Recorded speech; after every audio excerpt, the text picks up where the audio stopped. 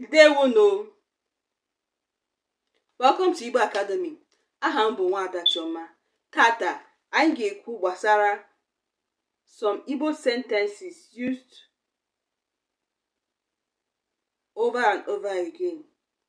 O nwere some okwu Igbo, ahịrịokwu Igbo ị ga na-anụ mgbe ọbụla. Ị bịa n'ala Igbo, ndị a bụ ahịrịokwu Igbo ị ga na-anụ mgbe ọbụla. Number 1, anyị nwere agree. I agree. I agree. Ihe ọ pụtara n'Igbo bụ ekwere m. Ekwere m. Number 1, I agree. Ekwere m. Ekwere m. Number 2, call me back. Call me back. Kpọchie m azụ. Kpọchie m azụ. Number 3, give me a hand. Give me a hand. Nyere m aka. Nyere m aka. Number 4, I don't understand. I don't understand. Aghọtaghị m. Aghọtaghị m. Number 5, how old are you? How old are you? Afọ ole ka ị dị? Afọ ole ka ị dị? Number 6, what did you say? What did you say? Kedu ihe ị kwuru? Ọ ị sịrị gịnị? Kedu ihe ị kwuru? Ọ ị sịrị gịnị?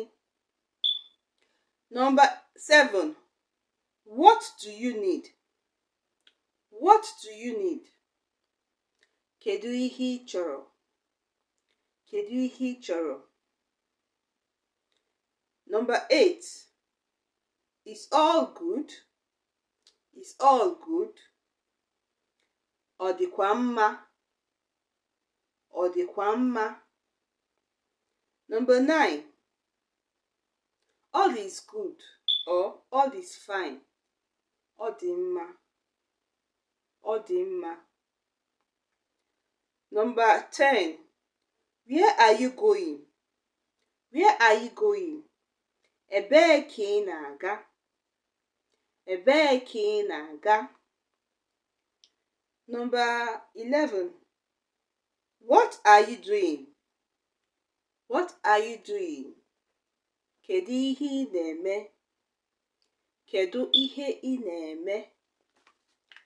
Number 12, I have no idea. I have no idea. Amaghị m. Amaghị m. Number 13, no, I don't want. No, I don't want. Mba, achọghị m. Mba, achọghị m. Number 14, see you next time.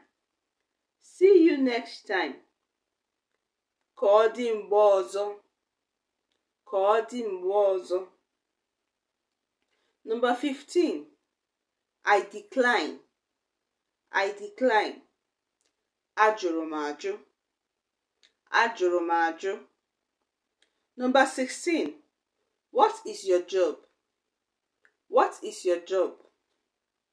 Kedu ihe ị na-arụ? Kedu ihe ị na-arụ? What is your job? Kedu ihe ị na-arụ? Number 17, what is your phone number? What is your phone number? Kedu akara ekwentị gị? Kedu akara ekwentị gị? Number 18, what is your name? What is your name?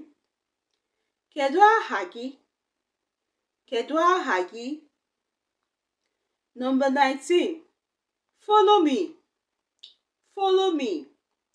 Soro m. Soro m. Number 20, God bless you. God bless you. Chukwu gọzie gị. Chukwu gọzie gị.